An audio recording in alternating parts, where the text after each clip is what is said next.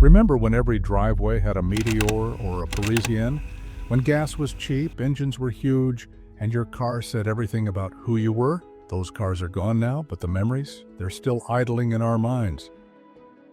Want to take a drive down memory lane?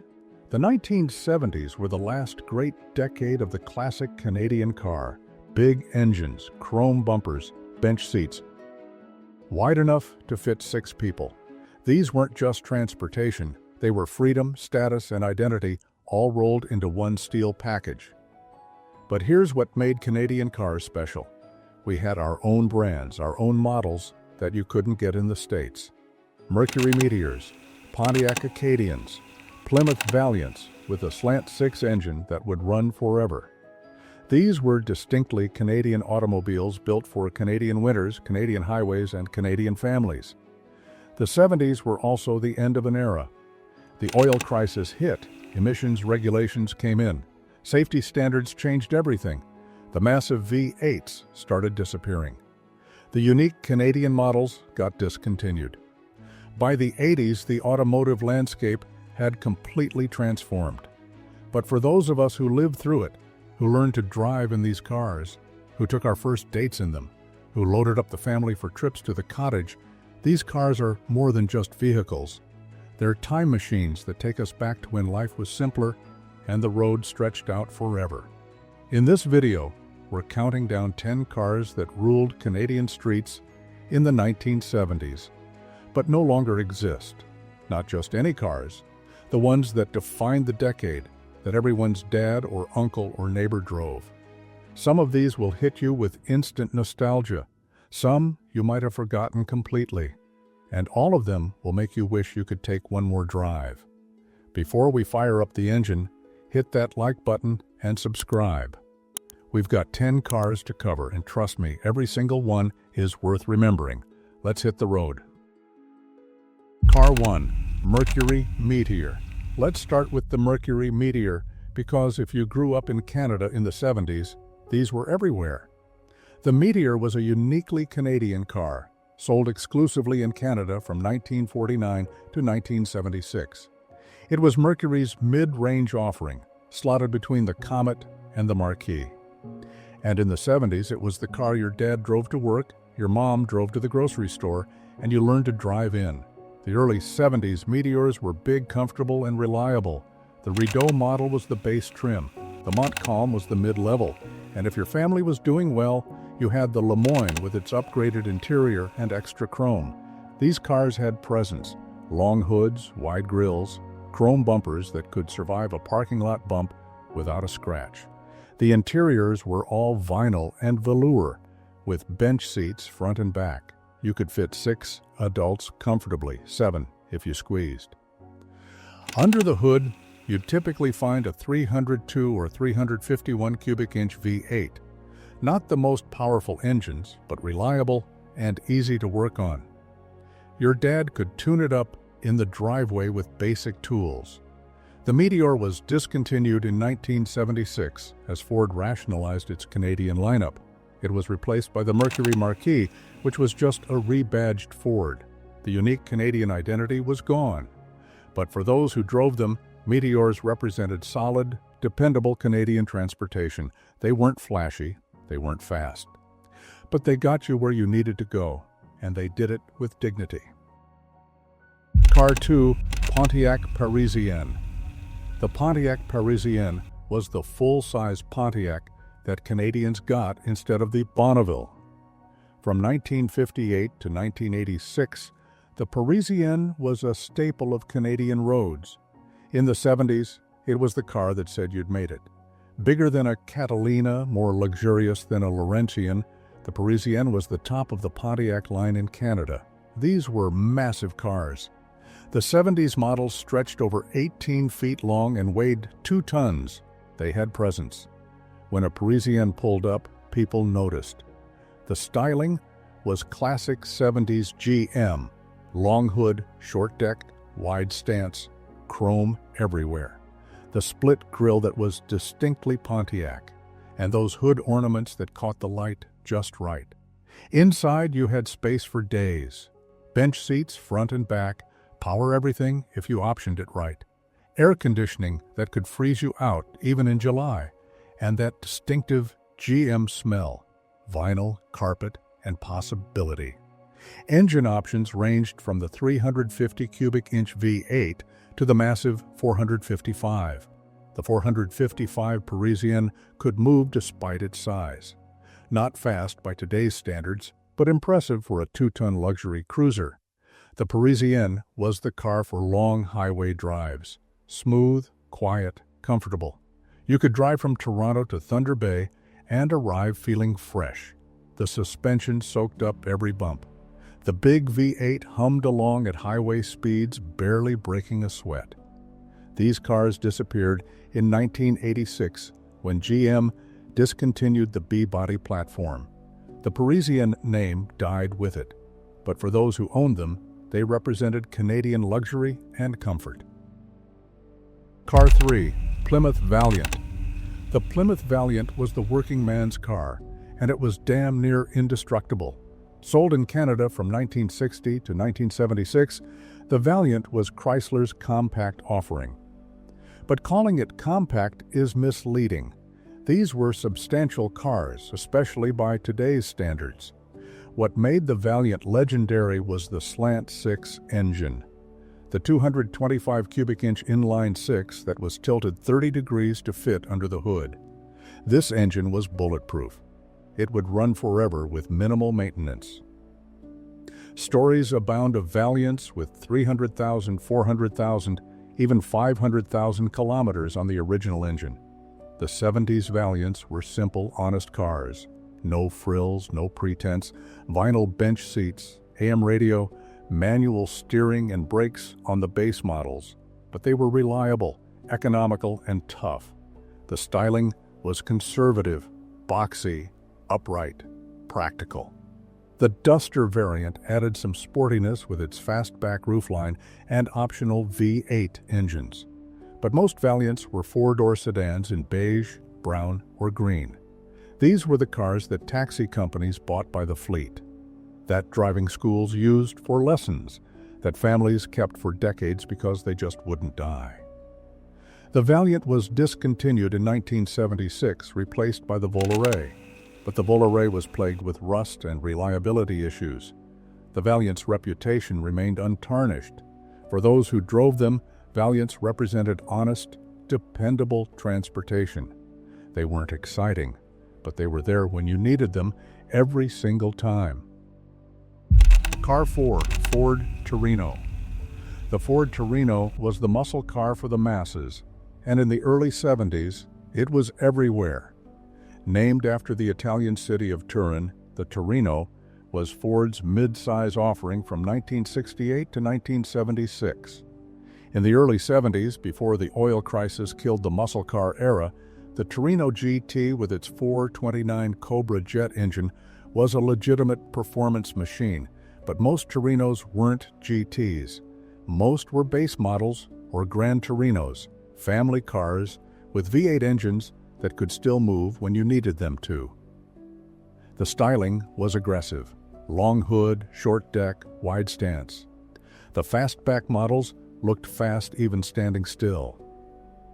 The Gran Torino became famous later thanks to Starsky and Hutch, but in the 70s, it was just a popular mid-size car. Comfortable, reasonably quick, and affordable. The interiors were typical 70s Ford. Lots of plastic, vinyl seats, and that distinctive Ford smell. But they were roomy and comfortable for long drives. The Torino was discontinued in 1976, replaced by the LTD2. The muscle car era was over. The Torino's aggressive styling and big engines didn't fit the new reality of fuel economy and emissions controls. But for those who owned them, especially the GT models, Torinos represented the last gasp of affordable American muscle. They were the cars you drove fast, worked on in your garage, and remembered fondly decades later. Car 5. Chevrolet Impala/Caprice. The Chevrolet Impala and its upscale sibling, the Caprice, were the default full-size cars of the 1970s. These were the cars that defined American and Canadian automotive culture. Big, comfortable, powerful, and everywhere. Police departments drove them. Taxi companies bought them by the hundreds. Families loaded them up for cross-country trips. The 70s Impalas and Caprices were massive. The 1971 to 1976 models were among the largest cars ever built, over 18 feet long, weighing over 2 tons. They had presence and authority. The styling evolved through the decade. The early 70s models had aggressive angular lines. By the mid-70s, they'd softened into more rounded, formal shapes. But they always looked substantial, important. Engine options ranged from the base 250 cubic inch inline-six to the massive 454 cubic inch V8. Most had the 350 or 400 V8, enough power to move the big body without drinking too much gas. The interiors were spacious and comfortable. Bench seats that could fit 3 across, front and back. Power, everything. Air conditioning. These were cars designed for comfort on long highway drives. The Impala name was discontinued in 1985, then revived later. The Caprice lasted until 1996. But the full-size, body-on-frame, V8-powered versions that defined the 70s were gone by the 80s. For those who drove them, Impalas and Caprices represented solid, dependable, comfortable transportation. They were the cars that took you everywhere and never complained. Car 6, Dodge Dart. The Dodge Dart was Chrysler's answer to the Valiant, and it was just as tough. Sold from 1960 to 1976, the Dart was a compact car that could take a beating and keep running. Like the Valiant, many Darts were powered by the legendary slant-six engine, but Darts also came with V8 options, including the 340 and 360 cubic inch engines that turned them into legitimate performance cars. The Dart Swinger was the sporty 2-door model. The Dart Custom was the upscale version, but most Darts were base models. Simple, honest, reliable transportation. The styling was conservative and practical. The 70s Darts had a boxy, upright design that maximized interior space. They weren't pretty, but they were functional. These were popular with young people because they were affordable, reliable, and easy to work on. You could buy a used Dart for cheap, and it would run for years with minimal maintenance. The Dart was discontinued in 1976, replaced by the Aspen. Like the Volare, the Aspen had serious quality issues. The Dart's reputation remained solid. For those who drove them, Darts represented affordable, dependable transportation. They were the cars that got you through college, through your first job, through the early years of marriage. They weren't glamorous, but they were there. Car 7, Pontiac Acadian. The Pontiac Acadian was Canada's version of the Chevy Nova, and it was everywhere in the 70s. Sold exclusively in Canada from 1962 to 1971, the Acadian was Pontiac's compact offering. It was mechanically identical to the Chevy 2/Nova, but wore Pontiac badges and slightly different styling. The Acadian was popular because it offered Pontiac styling and prestige in a smaller, more affordable package. You got the split grille, the Pontiac badges, and the association with the brand, but in a car that was easier to park and cheaper to run than a full-size Pontiac. Engine options ranged from the economical inline-six to the optional V8s. The Acadian Beaumont was the sportier version, with available SS packages that included bigger engines and performance upgrades. These were practical cars for Canadian families. Smaller than the Parisienne or Laurentian, but still roomy enough for a family of 4 or 5.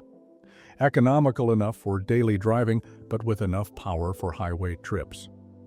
The Acadian name was discontinued in 1971 when GM rationalized its Canadian lineup. After that, Canadians just got the Chevy Nova with Pontiac badges. For those who drove them, Acadians represented practical, affordable Pontiac ownership. They were the cars that got you where you needed to go without breaking the bank. Car 8. Oldsmobile Cutlass. The Oldsmobile Cutlass was the best-selling car in America for much of the 70s, and it was hugely popular in Canada too. The Cutlass was GM's mid-size offering, slotted between the compact and full-size cars. It hit the sweet spot. Big enough to be comfortable, small enough to be practical, stylish enough to be desirable. The Cutlass Supreme was the upscale version, with nicer interiors and more standard features. The 442 was the performance version, though by the mid-70s it was more appearance package than true muscle car. The styling was classic 70s GM, long hood, short deck, formal roofline. The colonnade hardtop design with its thick B pillars was distinctive.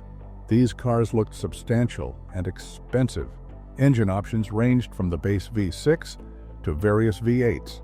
The 350 Rocket V8 was the most common, smooth, powerful enough, and reasonably economical. The interiors were plush by 70s standards. Velour seats, wood grain trim, full instrumentation. These felt like luxury cars, even though they were mid-priced. The Cutlass name lasted until 1999, but the mid-size V8-powered rear-wheel drive versions that defined the 70s were gone by the 80s. For those who drove them, Cutlasses represented affordable luxury and style. They were the cars that made you feel successful without breaking the bank. Car 9. AMC Hornet. The AMC Hornet was the underdog that refused to quit. American Motors Corporation was the small, independent automaker trying to compete with the Big Three. The Hornet, sold from 1970 to 1977, was their compact car, and it was surprisingly good. The Hornet was practical, economical, and well-built. It came as a two-door, four-door, or wagon. Engine options ranged from the economical inline-six to the optional V8s. What made the Hornet special was its simplicity and durability. These were straightforward cars without unnecessary complexity. They were easy to maintain and repair, and they lasted. The Hornet Sportabout wagon was particularly popular in Canada. Practical for families, with good cargo space and decent fuel economy. AMC discontinued the Hornet in 1977, replacing it with the Concorde. AMC itself was absorbed by Chrysler in 1987. For those who drove them, Hornets represented practical, economical transportation from an underdog manufacturer. They were the cars that proved you didn't need a Big Three badge to get reliable transportation. Car 10. Mercury Cougar. Let's end with the Mercury Cougar, the personal luxury car that combined style and performance. The Cougar started in 1967 as Mercury's answer to the Mustang, a pony car with more luxury and refinement. By the 70s, it had grown into a mid-size personal luxury car, competing with the Oldsmobile Cutlass Supreme and Pontiac Grand Prix. The early 70s Cougars were still relatively sporty. The XR7 model had performance credentials. But by the mid-70s, the Cougar had become a luxury cruiser. Soft suspension, plush interiors, and emphasis on comfort over performance. The styling was distinctive. Hidden headlights, formal roofline, opera windows. These cars looked expensive and sophisticated. The interiors were plush, velour seats, wood grain trim, full instrumentation. The XR7 had even more luxury features. The Cougar name lasted until 2002, but the mid-size V8-powered rear-wheel drive personal luxury versions that defined the 70s were gone by the 80s. For those who drove them, Cougars represented style, luxury, and sophistication. They were the cars that made you feel like you'd arrived. The feeling. Close your eyes one more time. It's Saturday morning, 1975. Your dad's washing the Meteor in the driveway. The chrome is gleaming. The V8 is idling. And you're sitting in the driver's seat, hands on that big steering wheel, imagining the day you'll drive it yourself. These 10 cars, the Meteor, Parisienne, Valiant, Torino, Impala, Dart, Acadian, Cutlass, Hornet, and Cougar. They're all gone now. Discontinued, forgotten by most, replaced by cars that are safer, more efficient, and more reliable. But they represented something we've lost. A time when cars had character, when they were built to last, when they said something about who you were. They were simple enough to work on yourself, big enough to be comfortable, powerful enough to be fun. What car did your family have? What memories are attached to it? The road trips, the first dates, the driving lessons? Share your stories in the comments. Let's keep these memories alive.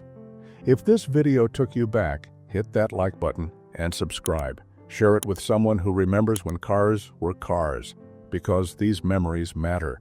This history matters. Thanks for watching. And remember, the past isn't just nostalgia. It's proof that we had something special.